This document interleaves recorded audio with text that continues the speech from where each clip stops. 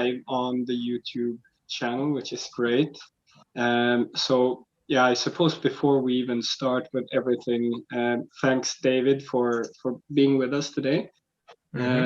For the ones who don't know David, he's our CSO and the mind behind the algorithm really here at Pace. He's also into climbing, but I think that was probably the first thing that came across here. So yeah, thanks David for joining. Really exciting session.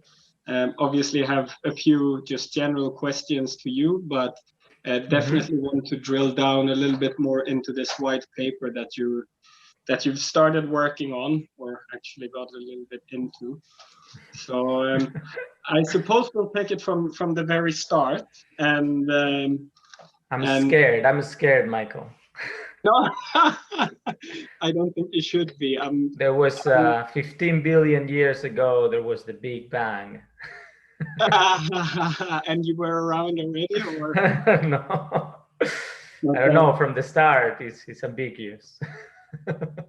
What about your own start? Could you tell us just a little bit about your own background and what you were doing before you joined Pace? Yeah, of course. So actually, it links well to the climbing. So I started climbing because I was living for many years near Geneva. Well, actually in Geneva, and you have a lot of climbing around Geneva. So I was doing research at CERN, which is the European Center for Nuclear Research.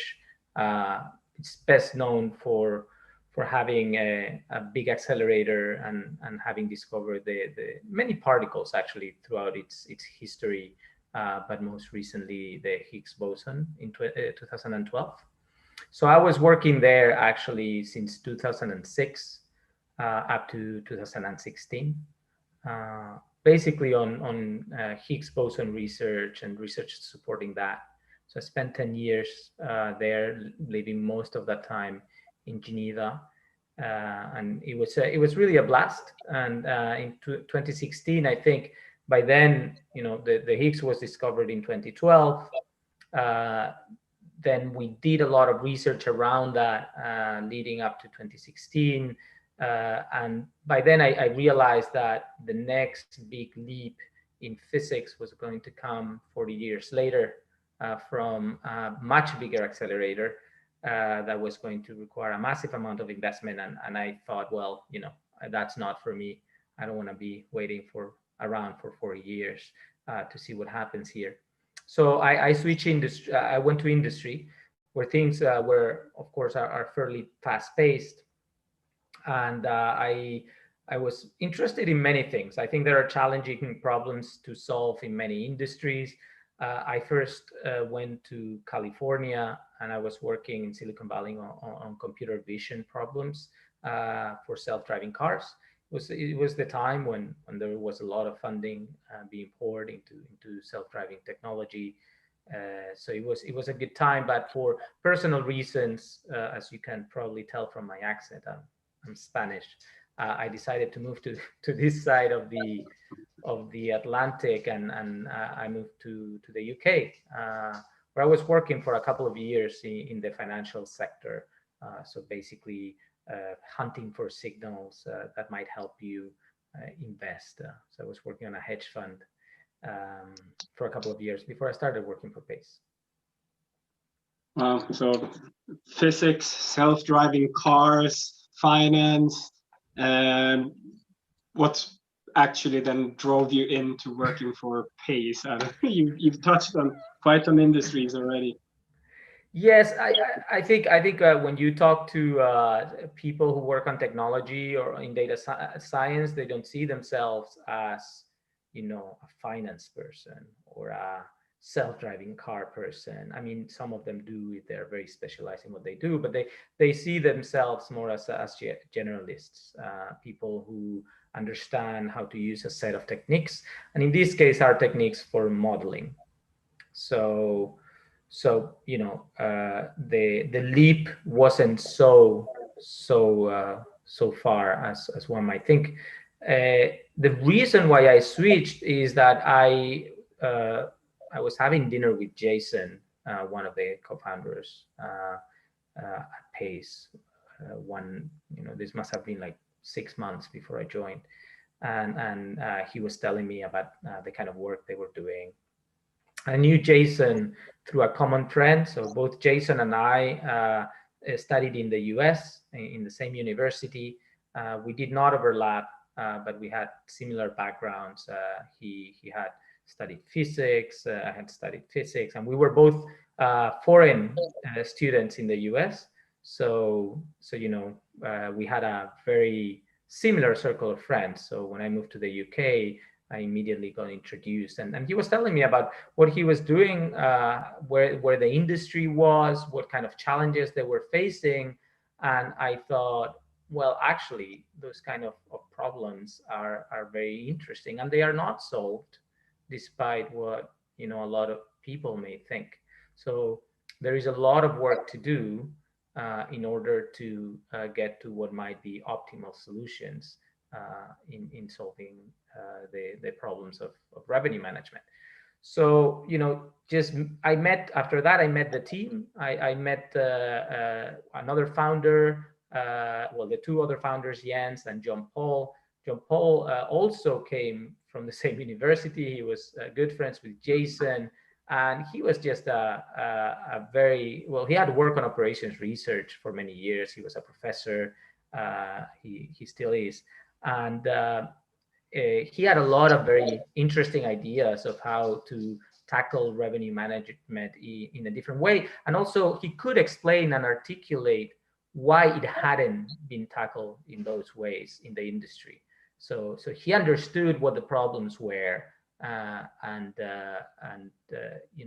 took a lot of inspiration from him in the work that I started doing when I joined Pace.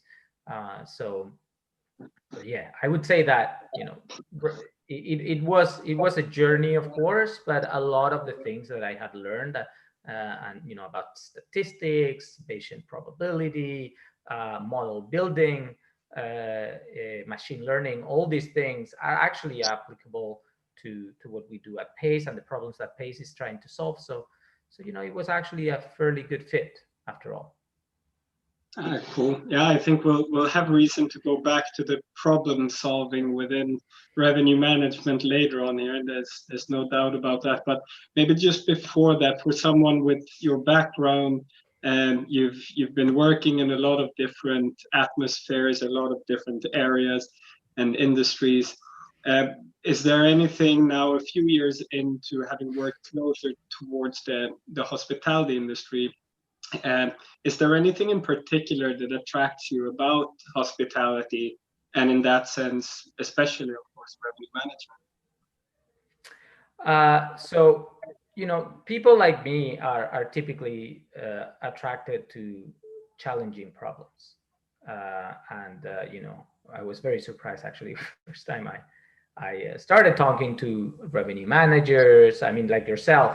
And people who had worked in revenue management, and they would show me what they were doing and the kind of work. And of course, I came already with some ideas of what I wanted to do with the models. But of course, we talked to a lot of revenue managers to understand what their day-to-day work was and what kind of knowledge they put into their models. And it was crazy. I mean, the kind of the amount of work, the amount of numbers that these people just were going through. I am honestly not sure how they manage. Really, I wouldn't be able to. I would go crazy very quickly, go pouring through spreadsheets.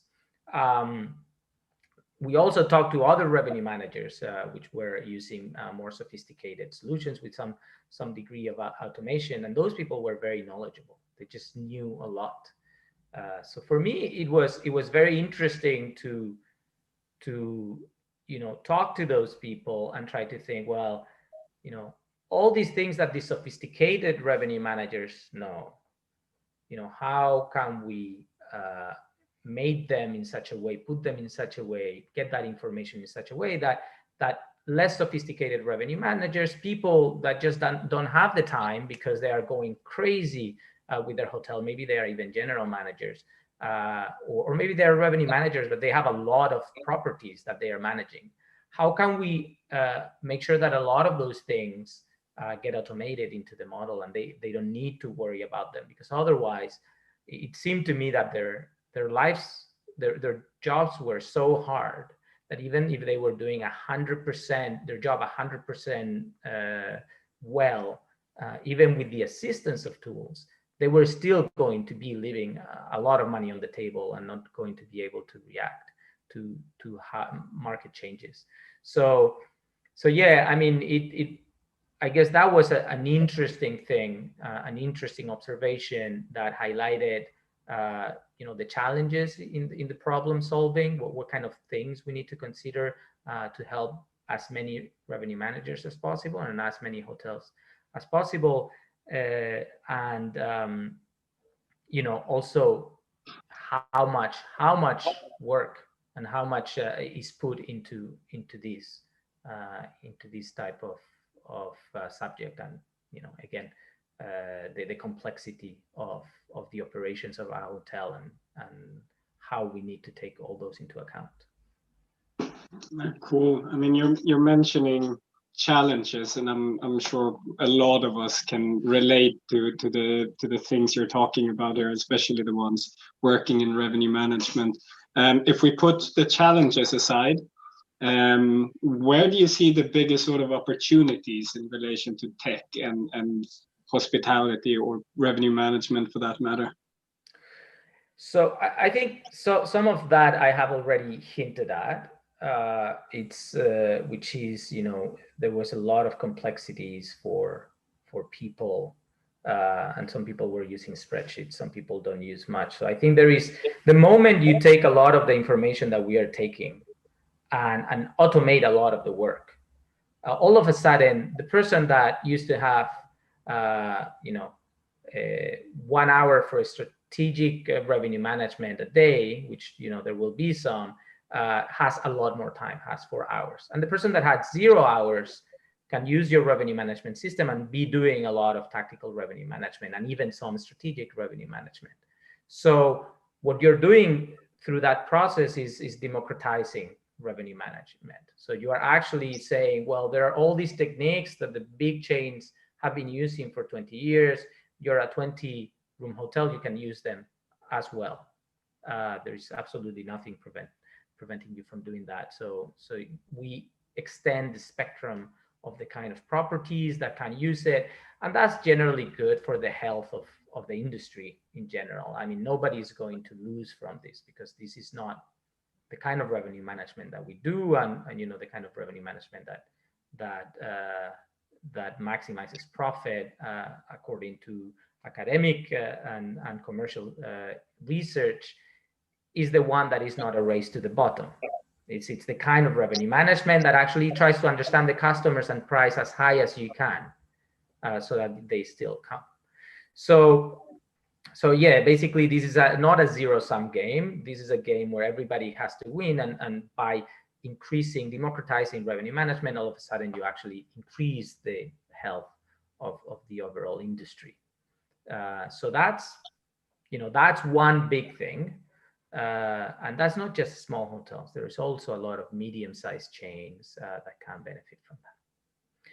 I think another big theme that I'm very, very interested in is, and I think there is a lot of room for, this is maybe more for medium-sized businesses to large brands, is the extensive use of simulations. So simulations is something that is not often believed in the industry. There are some providers that will give you what-if tools. Those tools are powered by relatively simple simulations. What I'm talking about is the kind of simulation that you can demonstrably show that is actually very accurate, that represents your property. And in doing that, you can help management teams decide, can I open a property, an extra property for my brand in this city, or should I turn this floor into meeting rooms, or should this twin double become, or sorry, twin room type become superior? Well, what kind of risks am I incurring in spending this amount of money on renovations? And what kind of upside can I see? So these are management tools that just help with decision making at a different level. And then the final one, which actually I think is probably the one that is in the best position to have an impact in, again, this is probably more for medium size chains and big brands, is experimentation. It's the idea that in order to make decisions about pricing and about strategy, so let's say, should I choose Pace, or should I choose the competitor, or should I have 5 revenue managers, or should I have 4, or should I price my ancillaries in this way, or should I price them in that way? All those questions actually can be empirically answered. Should I distribute through an OTA with a 2% extra 2% commission so that I'm shown in the first page or not? Is that something that is interesting? Today, those decisions are made without a lot of analytical input. You can make those decisions with analytical inputs, and I think Pace Analytics is going very much in that direction and is very helpful for that. You can go one step farther, which is actually run an experiment, maybe for 2 weeks, maybe for a month, but something like that on those timescales that helps you make a decision on these. And the return on investment of these types of experiments is very high. I'm talking a factor of 10, a kind of return on investment. So I think that's where the next big leap in hospitality is going to be. And the reason why I think that's where it's going to be is because we have seen that happening in the big technology companies. Booking.com and Expedia are doing it, Airbnb, Netflix. Experimentation is everywhere. And we have also seen the big brands such as Marriott or Intercontinental Hotel Group. You've also seen them using experimentation for some of their decisions. So I just think that's going to become more pervasive, more common, and there's going to be more tools making it easy to use, and it's going to percolate to medium-sized chains too. Super interesting. You have 3 very big areas, and yeah, definitely highly relevant. You hear a lot of people talking about similar things, like the experimentation. I think is super interesting, and definitely an area that I think is just very complicated, right? And it seems to me like something that is probably going to take a huge amount of resources to really get to. But if one can crack that, then that definitely sounds like something anyone could benefit from. So it does take a lot of resources as of now. I mean, maybe not as of now completely, because Pace does provide some aid in running experiments. I think basically there are 2 things that require resources when you're running this type of experiments. One is running the experiment, the execution. Wow. So let's say that you're testing RMSs in different properties, and you have a big property group, and you're using ideas in one and Pace in another set of properties. So Pace is very easy to implement. Other RMSs might not be so easy. So you're going to have to go and implement it in some hotels, and then you're going to have to implement the other RMS in other hotels. And make sure that everything is running as expected, et cetera, et cetera. So that's the execution point. By the way, people in big chains have done this kind of tests, even manually updating prices if you have the resources. But that's a lot of work. The execution stage is a stage where I think there is room for software vendors to help. So Pace already helps you if you want to run a split test. You can tell us, and we can set that up for you. But I think there is room for other vendors to also also help their clients with that. The other big chunk of the investment is in the analysis of those experiments, the setup and the analysis. In order to help with that, what we've been working on, as you were mentioning, is this white paper. So the white paper, what it's going to do is, it's not going to solve the whole problem, but what it's going to do is to outline some of the experimental designs that you can use, how you would set up the experiment, and what kind of analysis tools you're going to use. So you can take a data scientist that is not necessarily very experienced with running experiments, and they can go and read this and say, oh, I get it. I know the techniques that I need to use. I know the kind of analysis that I need to do. So all of a sudden you lower the barrier to entry. You don't need a super expert data scientist. You can get somebody who hasn't done this before, but they can still obtain value. That's not the full story. I think eventually we will need to, as software providers, not only help with the execution of the experiment, but also with the analysis by giving you the tools. Ultimately, you'll need somebody in your organization to do the analysis. But if I make the analysis very easy for that person, then maybe you don't need that person in your organization. Maybe you can just have a consultant do it and run the experiment for you for 30 days, and then they're out and they do it somewhere else. So I think once software providers help with the execution and the analysis, actually it will be very easy for even small size chains to run this kind of experiment.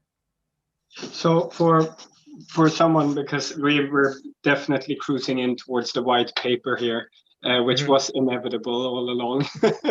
For someone, well, you asked in the beginning, so for someone who is not necessarily that well experienced in this area, could you tell me just a little bit about how do you go about this? What is a white paper? How have you put it together? And what's really what are you looking to get out of this? What is the ultimate reason for doing it? Yeah. So I tried to allude a little bit to that, but let's just go into a bit more detail. And even experimentation, we can define slightly that, because it's not something that you will hear in hospitality circles very much. No. If you've been the head of revenue management at Marriott, then you know what this is. Or in similarly big groups, you maybe have run some tests. But if you've been head of revenue at a 5 to 10 property, unless you're very interested in what Airbnb does and what Booking.com does, you probably haven't heard about it. You might have heard, however, from your marketing department talk about A/B testing. So this is something that is a bit more common in the marketing department. They will send a email with a promotion to have the customers, and they will word the email slightly differently for the other half of the customers. And then they'll see what level of engagement they get. Was the second wording better than the first one? So they may make an empirical measurement, and then they can fine tune and get higher conversions through that. Right. So in principle, you can do the same with revenue strategies. It's a bit trickier because you cannot show two different prices at the same time to different customers, but it can be done. It has been done by big brands. Whenever they upgrade their revenue management system, this is something that they typically do, and there are a couple of publications where you can actually read about that. So it's not unheard of. Airlines also have done this. So there is a big airline that I cannot name that one of our co-authors in this paper worked with. The paper is public. The name of the airline is not. So you can see they tested actually something called leading fares, which is the way revenue management works in airlines. There is in the algorithm they don't price the beginning the first price is actually low and it's priced according to the market. And then they increase those prices faster or slower, depending on the demand. So they tested whether instead of doing a market analysis and pricing the first price like that, whether you could actually set something higher. Because after all, some routes, some nights, some days, they are going to be in high demand. So why sell the first ticket at $100 if you can sell it for $500? So these techniques of experimentation that are sort of more complex, but the same idea as A/B testing have been used for revenue strategies. But there is very little available on how to do it for hotels. So when we started actually thinking about doing this in our product and helping hoteliers with it, we realized that there was a bit of a knowledge gap there. People had heard about A/B testing. They sort of knew that Marriott might have used it or Hilton uses it, but nobody knew how or what they did. So what we decided is that we were going to put all that together in one document that we were going to publish. So I tried to find people who could help me with that. So we talked to Nancy Pyron, who is a long-term friend of Pace, and she ran at Starwood the design and implementation of the new revenue management system before the merger with Marriott. I also talked to a professor at McGill, Maxime Cohen, who had done this kind of experiment with airlines. And I said, do you think there is value in putting this together? I haven't been able to find anywhere that can be helpful for hotels to understand why this is valuable, how to do it, help them get started. And they both said, yes, this is very valuable. It does not exist. And if we put it together, actually, it's a great idea, because maybe that will make others present their results. And if they present their results, if a big chain says, oh, experiments is a big thing, we do it, let me show you how we do it, then you learn something that other smaller players can apply to. So the idea was to compile all these techniques that are available in econometrics, in the airline industry, in political science, medical sciences, bring them all together, try to describe how they could be used in hospitality, what are the challenges that are specific to hospitality and how we can get around them, and then put it out there so that people start working on these experiments and hopefully also make some results public, and spur a little bit of growth in this experimentation, because we truly believe that there's a huge amount of value in helping this strategic decision making through experimentation. So this is not about tactical decision making. This is about strategic long-term decision making. Yeah, no, it's super interesting. So how far along are you with this? Is it something that is coming out anytime soon? Yes, we are basically done with our first full draft. We are going to now circulate it amongst some other friends in the industry who might have run experiments in the past, or who know the role of the revenue manager very well. So to get some feedback. But the objective, I think, in the next couple of weeks, we'll just submit it for publication. The moment we submit it for publication, of course, it will be peer reviewed. So that's useful, because you're going to get people from other fields, from management, from operations research, looking at the paper and saying, well, you've forgotten this, or this is a problem, or this is not a problem. So obviously we like that. We want that peer review because we want to improve. In the science team at Pace, we are not so much about selling. We are a lot more about, knowing where our mistakes are so that we can improve on them. So that's what we are going to be doing. And at the same time, when we submit it for publication, we will make it available for anybody really who wants to read it. It will be on our website, and if anybody's interested, data scientists working for a medium-sized chain, or consultants who might be doing revenue management for other for a variety of hotels, they can read on it and try to understand what kind of value they can extract from it. So it's a it little is bit, very good. It is very interesting, by the way. The reason why experimentation is so interesting is that it allows you to calculate an ROI right away. So, I think the holy grail in revenue management is that, we will make comparisons of RGI, for instance, the revenue generating index, year on year, and we will evaluate strategic decisions based on whether that has improved. The reality is that comparison is wrong. I mean, it's a good indication. It's the best we can do. So, we should do it. But in scientific terms, you are only taking into account one covariate, which is, the market. And there are other covariates that can, or in less scientific terms and more layman terms, there are other things that affect your RevPAR than how the market is going. So for instance, if your main competitor is renovating heavily and they have noise in the rooms, that will impact their RevPAR, and you will think that you did a great decision last year, but you didn't.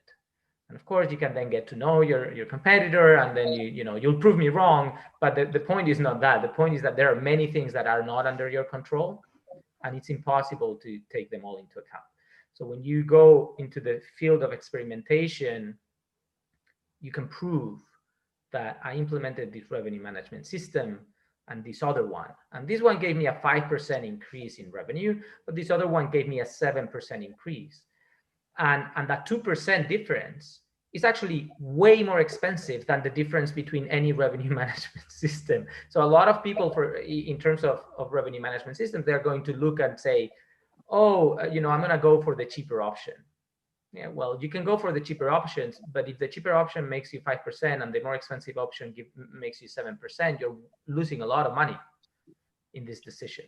So experimentation helps you with those decisions in a way that it's really not being available to pretty much anybody. It's been available to some big brands who have that scale, but that's it. And we are trying to make that available for pretty much everybody. And so let's say that I'm the head of a smaller chain, or maybe just a few independent hotels. The paper is published. Would I need some sort of scientific background to be able to make use of this? Or would it be good for me just to have an experience in hotels and revenue management? I mean, it depends. It depends on I think qualitatively, you can understand everything that there is on the paper, and there are some quantitative aspects that maybe are a little bit trickier if you don't have some mathematical background. But qualitatively, I think you can understand everything. Ultimately, you do need a specialist to run an experiment. Now, should you hire a specialist to work for your hotel? Probably not. If you're a small, medium-sized chain, maybe what you can do is hire an external consultant, or maybe just turn one of your revenue managers into a data analyst, which slowly builds to a data scientist. Then, I'm sure that revenue managers are actually, not all of them, but I'm sure that some of them really would love to dig into the data with powerful visualization tools and try to understand the statistical significance of differences that they observe. So that's the person in your organization that you can turn into a data analyst and a data scientist, and that person can run the experiments for you. So that's, I think, qualitatively read the paper, get a qualitative understanding, understand how much money, how much this could help your decision making, and then once you do that, it will be easy to make changes in your organization to move in the direction that will allow you to perform this type of experiments. But if not, you can always again talk to consultants and let them help. The money is so big. The amount of money that these can help you optimize is so big that I think it's really a no-brainer once you make the calculation. Agreed. I think it's super exciting, David, and potentially a huge game changer. All in all, I'm looking forward already to reading through it and see how much I am actually able to well, take in. You'll get to read it pretty soon. so you'll get to read it tomorrow if you want, Michael. Well, then if you're looking for some feedback, I'm always there for you, David. We are looking for feedback. We really are come from a culture of peer review, and we don't like to make decisions from the top down. So you will definitely get it in your inbox very soon. That sounds really good. Hey, thanks a lot for taking the time. How long did we take, Michael? How long did we take? I'm lost. I think we're around 40 minutes. Okay. But I really appreciate it. Partially for selfish reasons, just that I'm curious myself. But I know that there's a lot of people out there that are very curious about this as well. I think it's great what you're doing there. So very much looking forward to it.